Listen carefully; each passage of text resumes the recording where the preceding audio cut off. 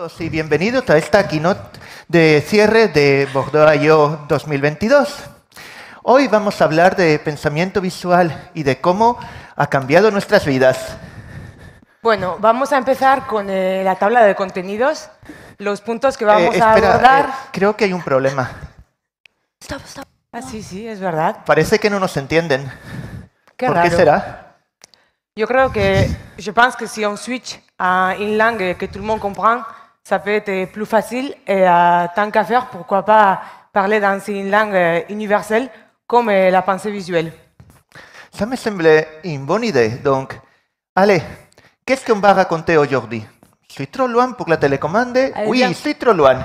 On va commencer par vous raconter qu'est-ce que c'est la pensée visuelle. Ensuite, comment ça nous a aidé à nous, quelle influence a eu dans notre vie, quelle influence a. Comment on peut s'en servir, comment vous pouvez vous en servir dans la tech. Et comment vous pouvez vous lancer. Même si vous vous dites que vous ne savez pas dessiner. Je vous vois déjà. On va finir par donner quelques exemples et une petite conclusion. Alors, je pense qu'avant tout, c'est le moment de commencer par nous présenter. Qui sommes-nous? Alors, je commence par moi. Donc, je m'appelle Anne. J'ai une formation d'ingénieur informatique. D'ailleurs, j'ai fait mes études ici à Bordeaux, à l'INSERB, à l'école d'ingénieur. Ça fait environ une dizaine d'années que je travaille dans le monde du développement web. J'ai plein d'affections en plus de mon travail. Et aujourd'hui, je travaille dans une entreprise qui s'appelle Datadog. Je ne sais pas si vous le connaissez. On commercialise un outil pour faire de l'observabilité, donc pour une plateforme pour faire du monitoring. Et du coup, avec notre outil, ben, ça va vous aider dans vos applications déployées dans le cloud, d'avoir toute la connaissance de tous vos systèmes et avoir la main pour répondre à tous les problèmes et toutes les différentes choses qui peuvent arriver à vos systèmes. Et d'ailleurs, on est quelques-uns sur Bordeaux, donc si jamais ça vous intéresse, on cherche toujours du monde.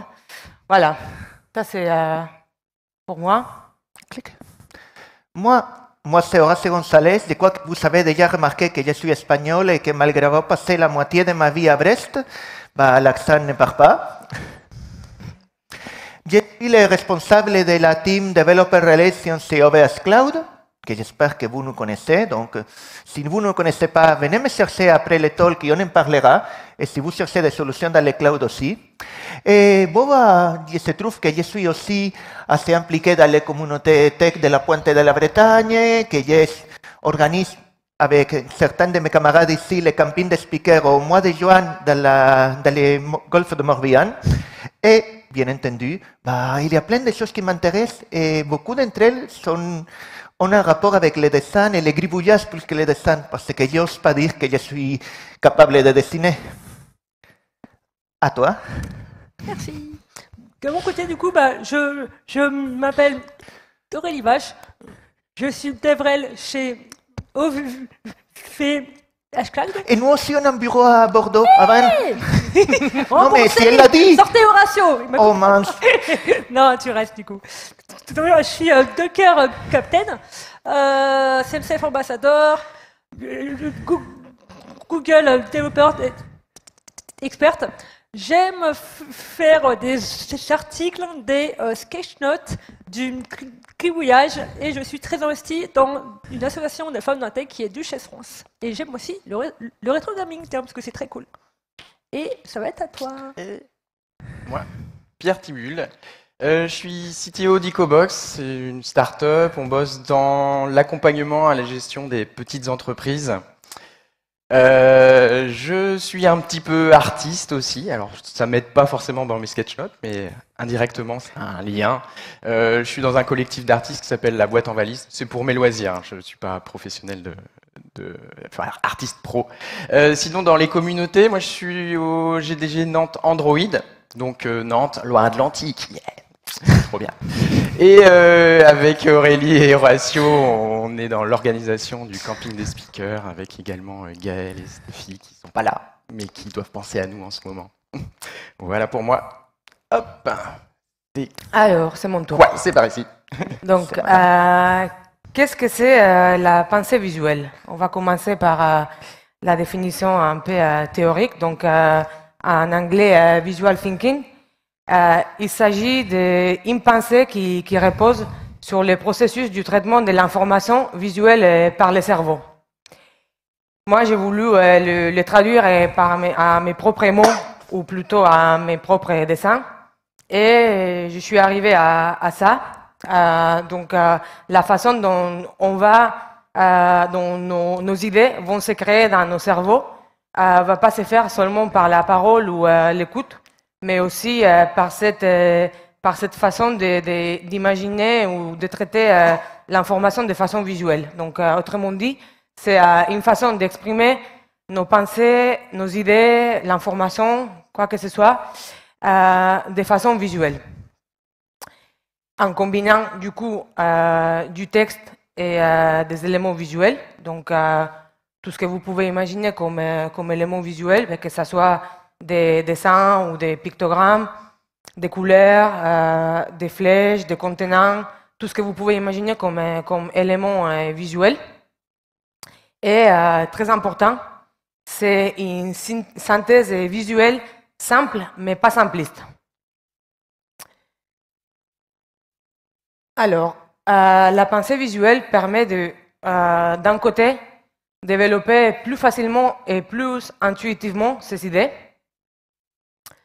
Ça nous aide à être plus synthétique et plus précis et à identifier le plus important de l'information de façon un peu plus concise. Ça va augmenter la visibilité de l'information pour partager, diffuser et capitaliser plus. Ça aide aussi à la concentration, compréhension et mémorisation. D'un autre côté, c'est quelque chose qui est ludique et créatif. Ça nous aide vraiment à se poser et à dessiner. C'est ludique, c'est sympa. En tout cas, moi, j'aime beaucoup. Ça crée un lien émotionnel avec les gens. D'un côté, les personnes qui vont dessiner vont avoir plus de facilité à faire transmettre des émotions via des pictos que via du texte. Personnellement, souvent, c'est plus facile de dessiner un smiley qui va rire ou qui va pleurer pour représenter ce que je sens plutôt que de l'écrire. Et en tout cas, je pense que ça a plus d'effet, le fait de le faire de façon visuelle. On dit que c'est universel ou presque.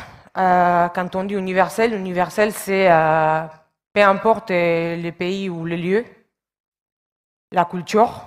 Les pictos, les dessins sont très représentatifs mondialement ou globalement. Et puis aussi, il y a d'autres aspects, que ce soit tout ce qui nous distingue aujourd'hui, que ce soit nos métiers ou que ce soit nos propres spécificités en tant qu'humains. Comme à titre d'exemple, il faut savoir que les représentations visuelles ou la pensée visuelle, ça aide énormément les personnes neuroatypiques. Et il faut savoir que 15% de la population mondiale est aujourd'hui diagnostiquée. Ce qui veut dire qu'il y aura sûrement beaucoup plus que ce qu'on pense. Donc, tout simplement, avec une feuille, un papier et un stylo, on peut arriver à étudier, comprendre, communiquer et résoudre presque n'importe quel problème. Il existe plusieurs pratiques autour de la pensée visuelle. La plus connue globale, c'est la facilitation graphique. Donc, c'est le fait d'animer un collectif pour motiver les échanges et les interactions des gens. Le sketchnoting, dont on parle nous quatre souvent, donc c'est le fait de faire la prise de notes visuelle et individuelle. Il existe aussi la capture visuelle ou scribing ou encore graphic recording, qui est la synthèse visuelle d'un événement et qui est faite en général en format large. L'infographie dessinée, ça c'est encore une fois une représentation graphique qui va permettre de représenter un grand nombre d'informations ou de données et raconter une histoire.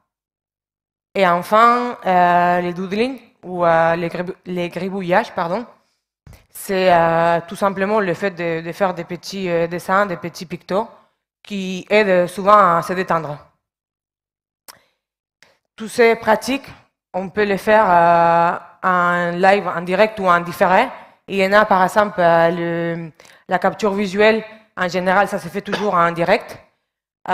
Autres comme le sketchnoting, on peut le faire en direct et après en différé, enfin le refaire plus tard, et ainsi de suite. Donc il y a plusieurs façons et aussi plusieurs supports, que ce soit analogique ou digital ou numérique.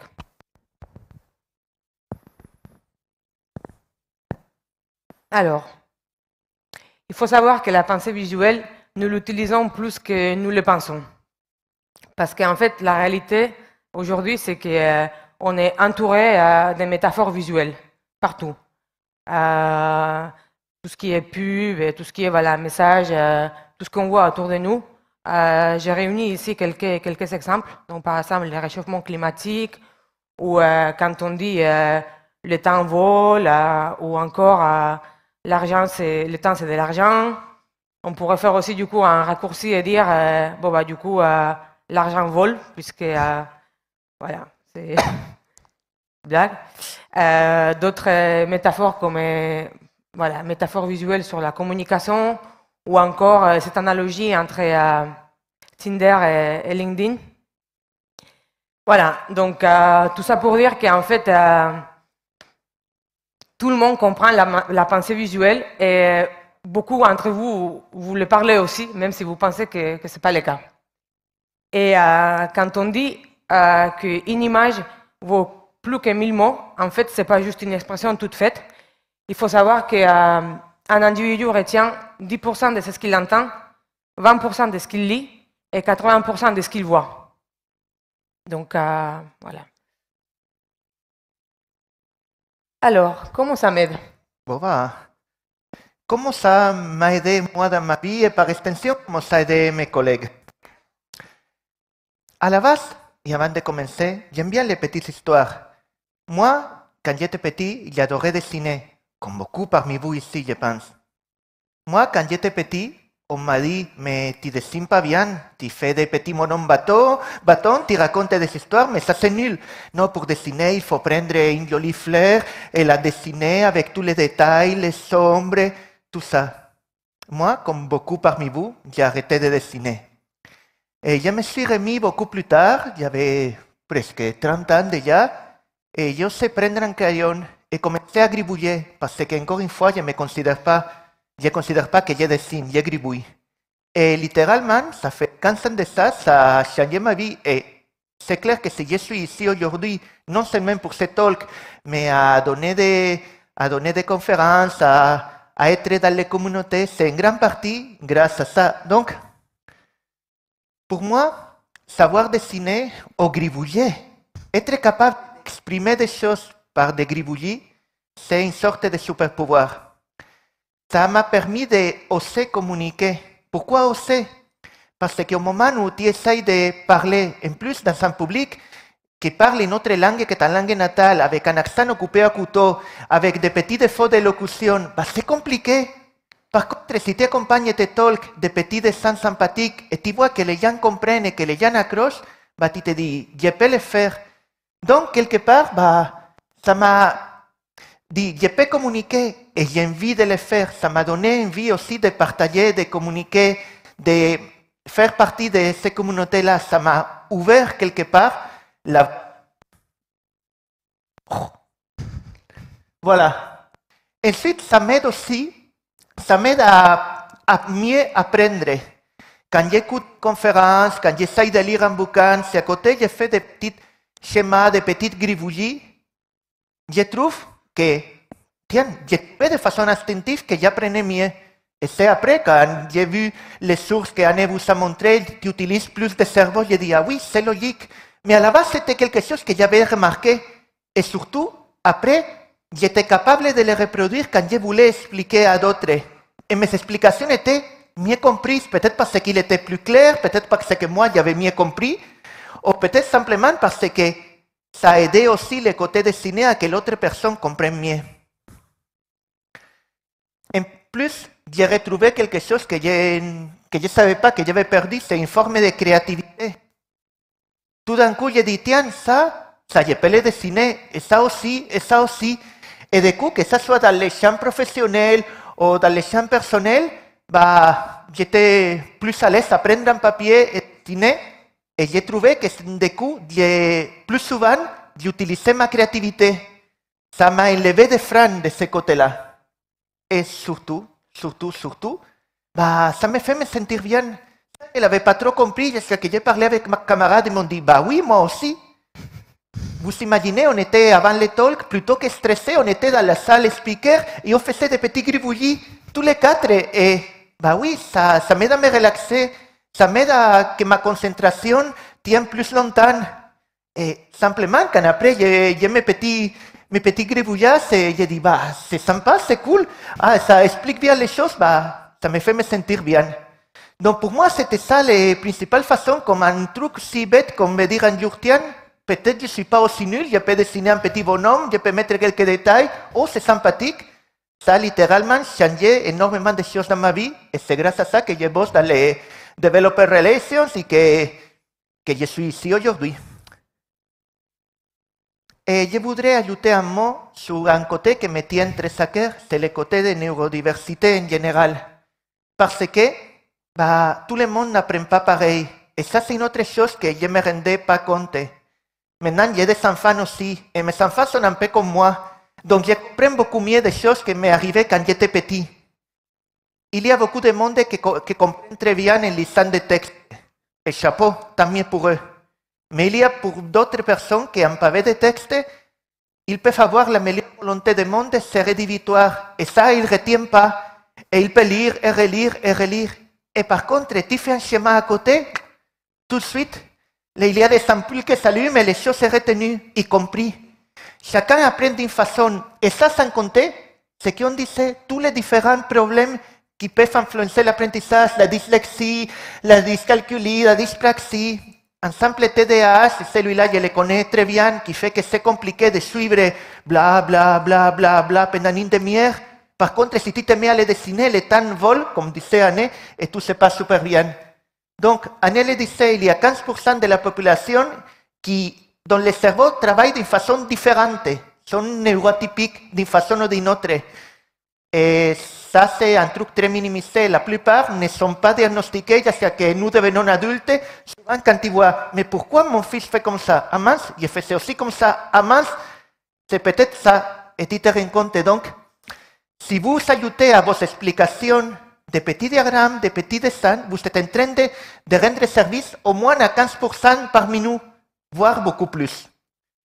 Et sur ça, je crois qu'on va partir sur la partie tech. Comment on peut se servir de la tech, Aurélie? Exactement. Donc, du coup, maintenant, comment on s'en sert dans la tech?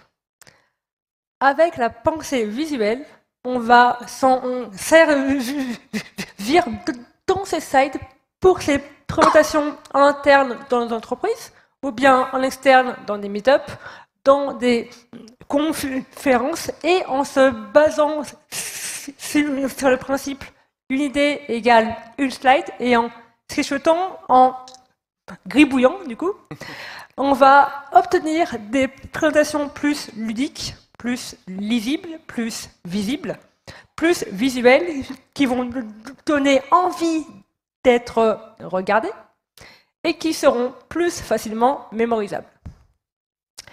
On va également s'en servir pour communiquer autour des événements, pour partager sur les réseaux sociaux, et cela va valoriser les conférences, les événements, et également ce sera notre manière en fait de les remercier. On va également s'en servir dans la communication interne, dans des mails, dans la communication synchrone, asynchrone. Alors oui, on reçoit tous les jours des centaines, des milliers de mails et honnêtement, on n'a pas envie de les regarder et on en supprime du coup énormément. Si on retranscrit un mail, mais avec des images, des illustrations, ces mails seront plus retenus et les informations essentielles et importantes seront plus facilement mémorisables parce que cela fera référence à une image ou à un souvenir. Donc cela améliore grandement la mémorisation. On peut également faire des sketchnotes pour résumer une réunion, un talk, une présentation. Et en bonus track, le speaker ou la speakeuse sera très contente d'avoir une sketchnote pour son talk. Donc, résumer une présentation permettra de remercier le speaker ou la speakeuse. Et mon préféré, plutôt que d'expliquer avec des mots des concepts techniques très compliqués, on va les illustrer avec des images, des illustrations, avec des bonhommes bâtons. Et cela sera plus facilement mémorisable et on comprendra mieux, donc c'est vraiment super. Et en plus, on peut les utiliser dans des articles, dans des tutoriels, dans des vidéos, dans tout format et tout contenu que nous voulons. Et maintenant, on va voir comment se lancer. Et oui, c'est la question que vous voulez tous vous poser. Comment est-ce que je vais pouvoir me lancer dans les sketchnotes ou la prise de notes en mode gribouillage? Déjà, un petit peu de matériel. Alors, pour démarrer, il ne faut pas faire la course à l'armement délirante. Je ne sais pas si vous avez eu ça, vous, à l'entrée aussi, mais un petit carnet comme ça. Bon, là, il y a des lignes, mais un carnet, un crayon bic, on peut démarrer à faire de la prise de notes.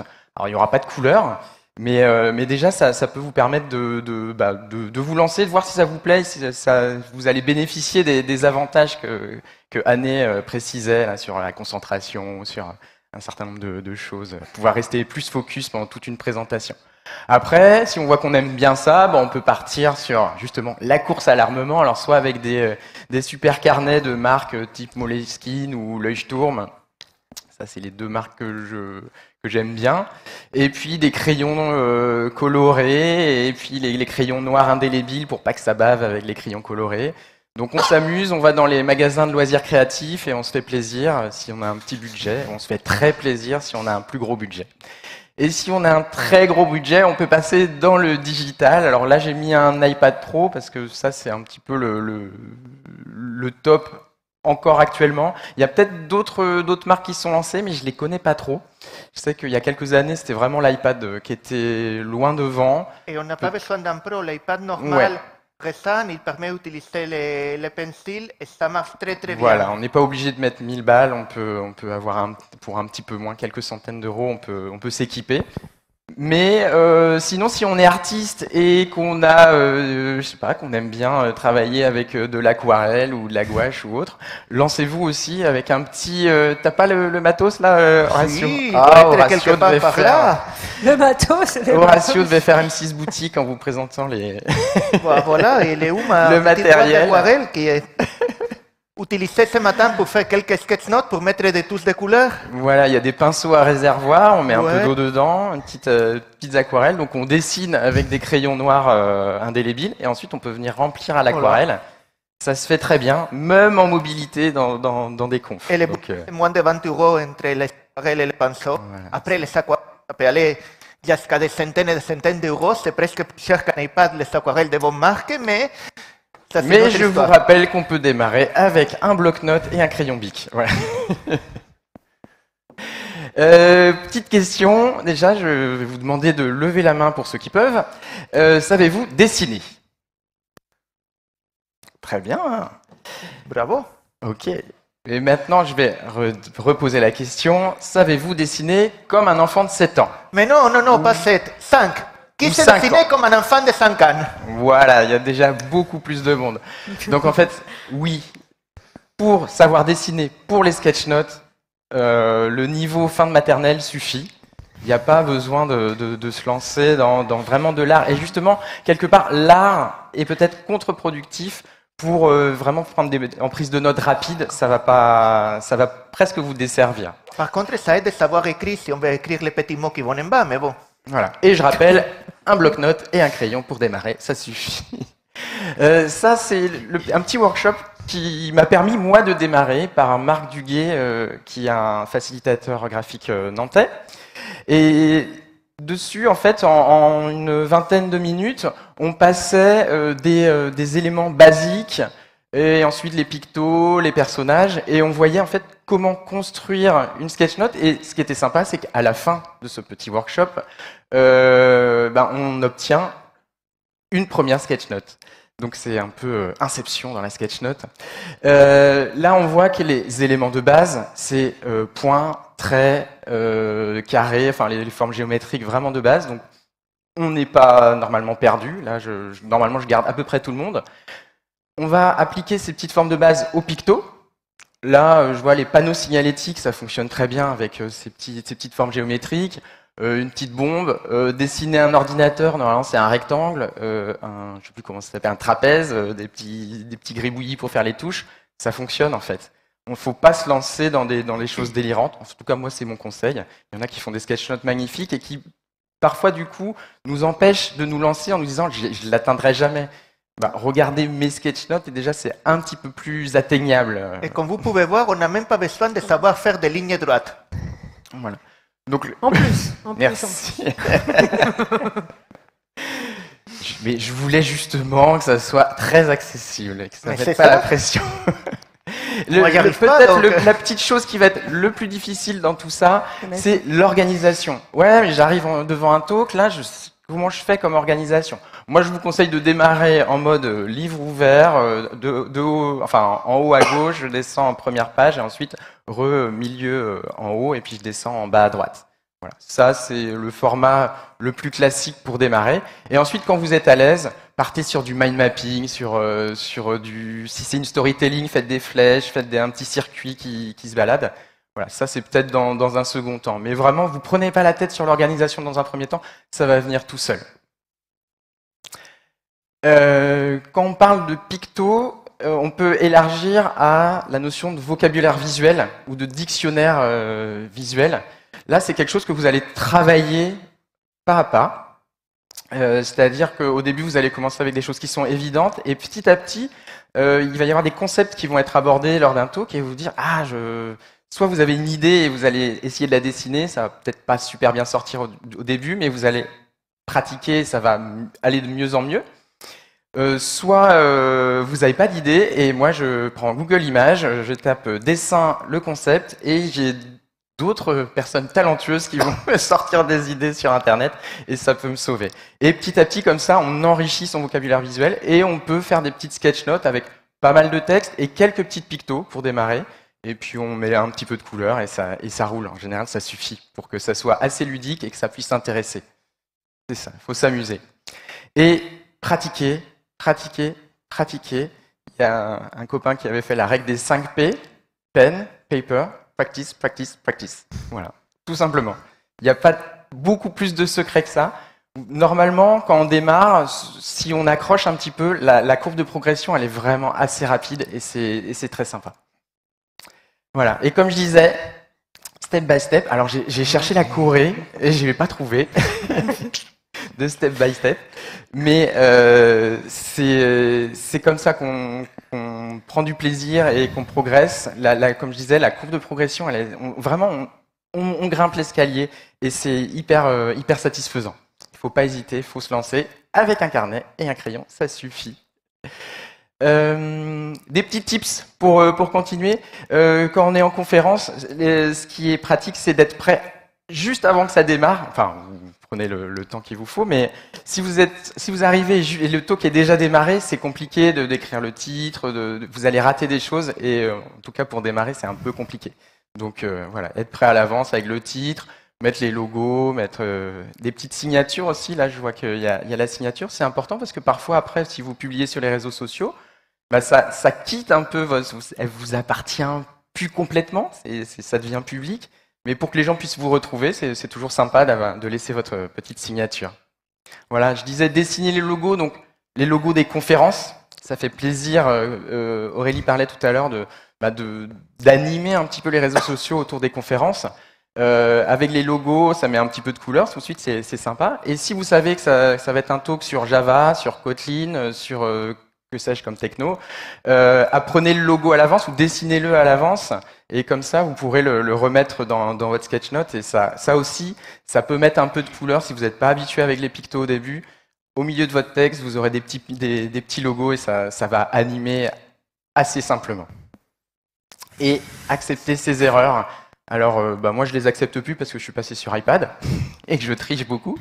Mais par contre, sur papier, quand je m'y remets, c'est jamais parfait. C'est jamais parfait dans le sens où, rien que pour l'organisation de la sketchnote, c'est bancal. J'arrive, soit il reste de la place, soit j'en ai plus. Je fais des typos, il y a une lettre qui manque, je fais des fautes d'orthographe. C'est pas grave, on corrige après. Et on est là pour un petit peu s'amuser. Il faut pas trop se prendre la tête. Voilà. Après, si on est dans la facilitation graphique professionnelle, c'est un autre délire. Mais moi, en tout cas, je le prends avec du recul. Voilà. Est-ce qu'on a quelques exemples à présenter?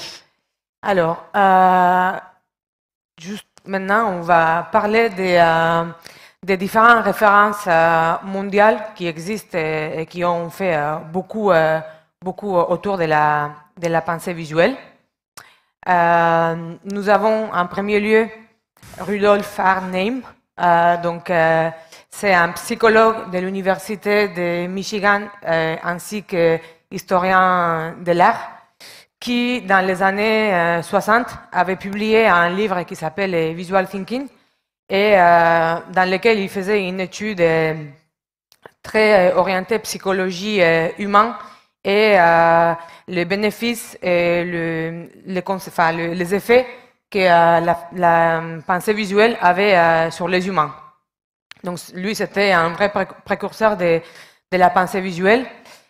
Nous avons également quelqu'un d'un peu plus récent, Mike Road, qui est graphiste, illustrateur, professeur et je sais pas, tant de choses.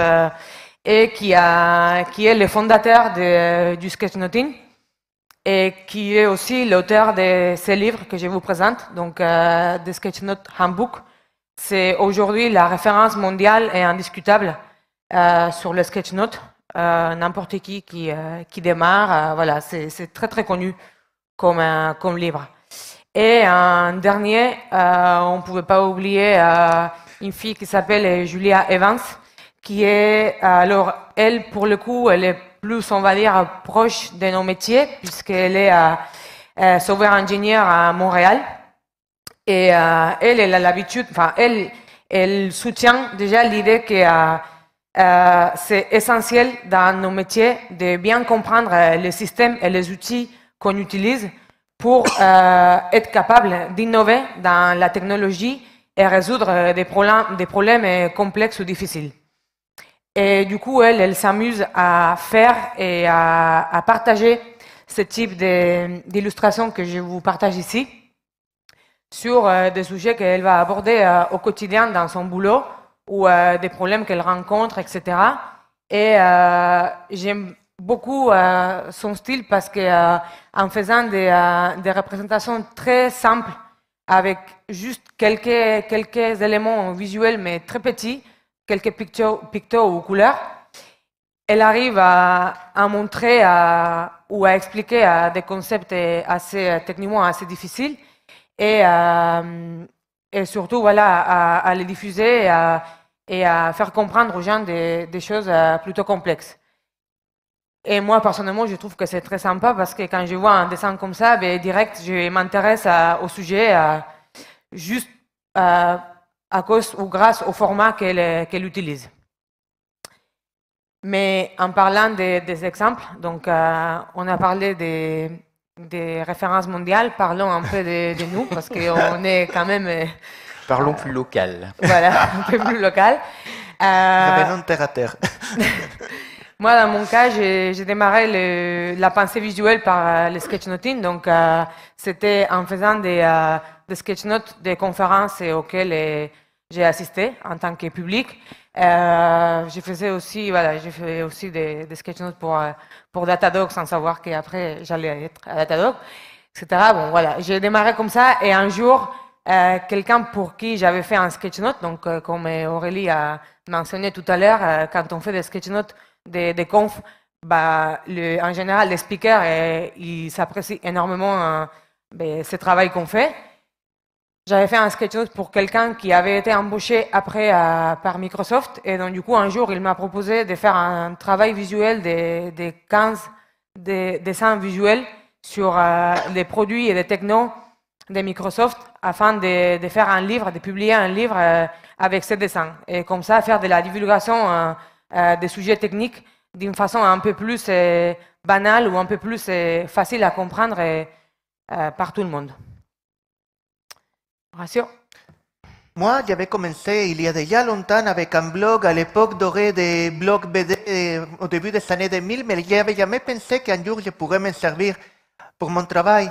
Et c'était qu'en arrivant chez OVH Cloud, quand on m'a dit que je devais m'occuper des blogs, et je n'avais pas un graphiste sous la main, que je me suis dit, tiens, et si j'ai illustré les articles, et bon, maintenant ça fait presque 5 ans que tous les articles qu'on publie dans les blogs d'OVH sont illustrés avec des petits gribouillages que j'ai fait et que maintenant Aurélie et les autres personnes de mon équipe font.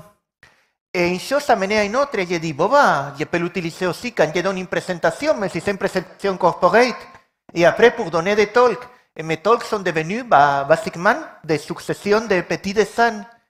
Et ça me va très bien.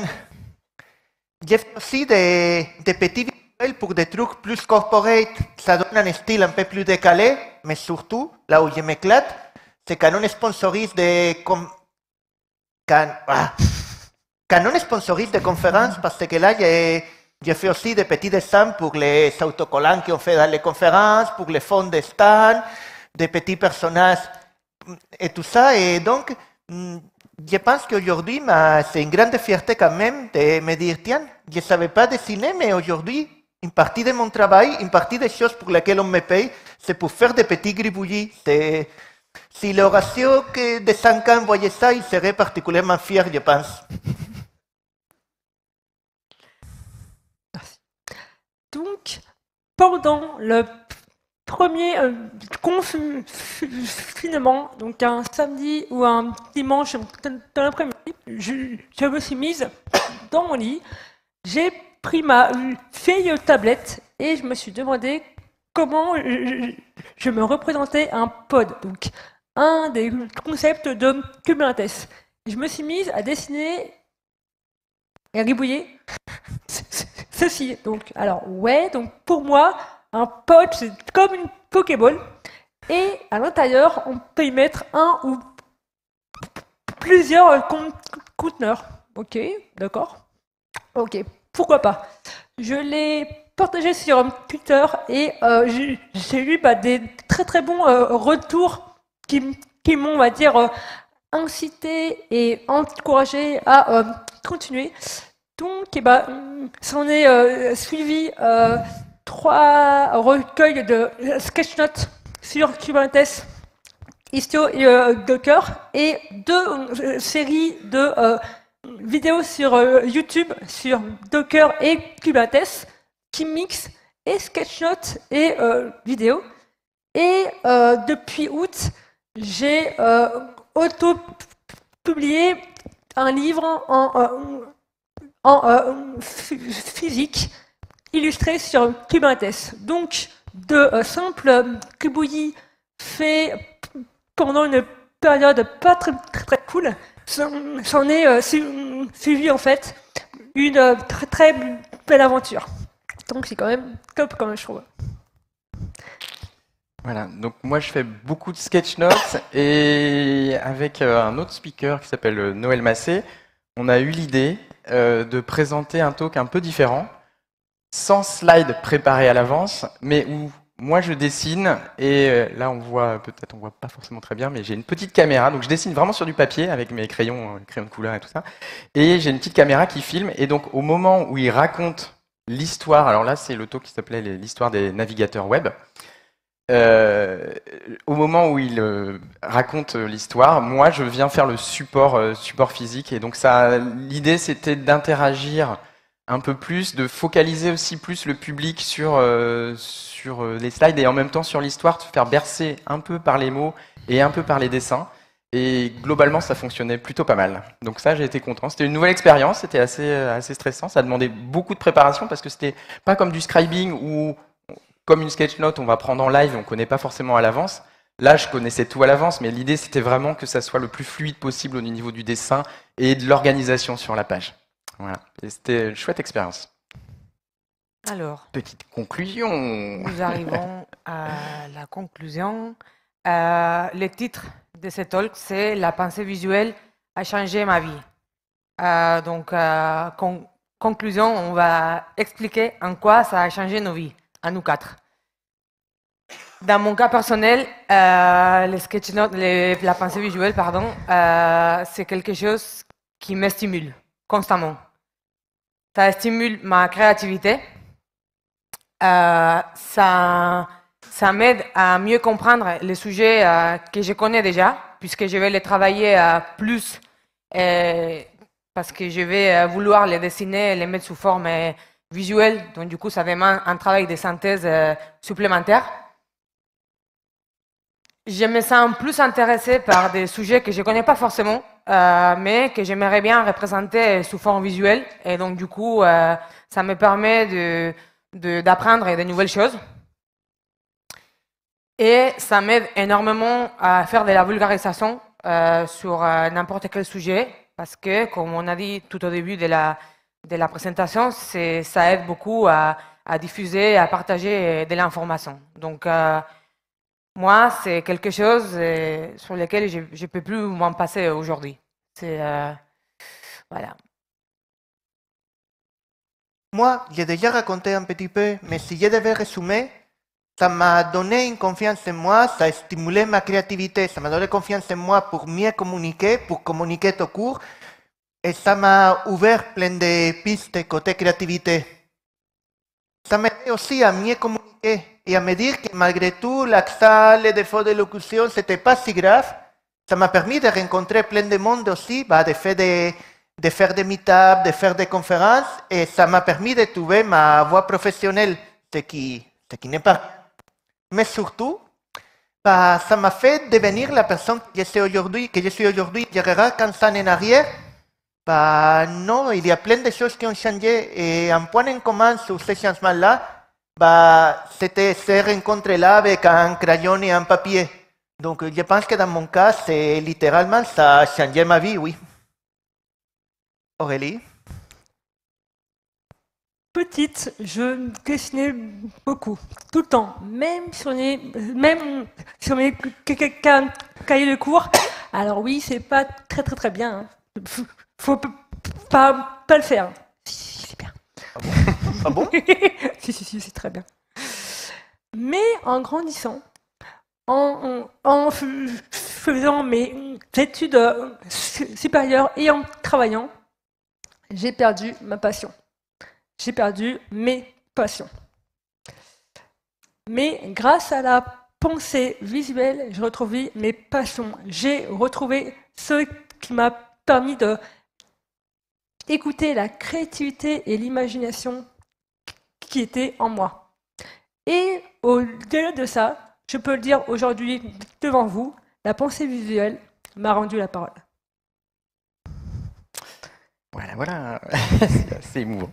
Alors moi, ça va être un petit peu moins engageant émotionnellement, mais moi, ça m'a permis vraiment de partir à l'aventure. J'ai commencé à faire des sketch notes un peu au même moment où j'ai commencé à faire des meet-up, mais j'avais du mal à aller à des meet-up tout seul, je connaissais personne, c'était un peu compliqué. Et en fait, finalement, d'avoir un carnet et un crayon, ça a permis de dépasser ça, de pouvoir sortir et d'aller dans ces coins avec que des devs un peu qui communiquent pas ou qui communiquent que entre eux. Ça a permis de casser un peu ça et petit à petit, on se rend compte en fait tout le monde est assez ouvert et on arrive à discuter. Mais c'est vrai que c'était le petit premier pas de l'aventure. Après, je suis allé faire des sketch notes en conférence.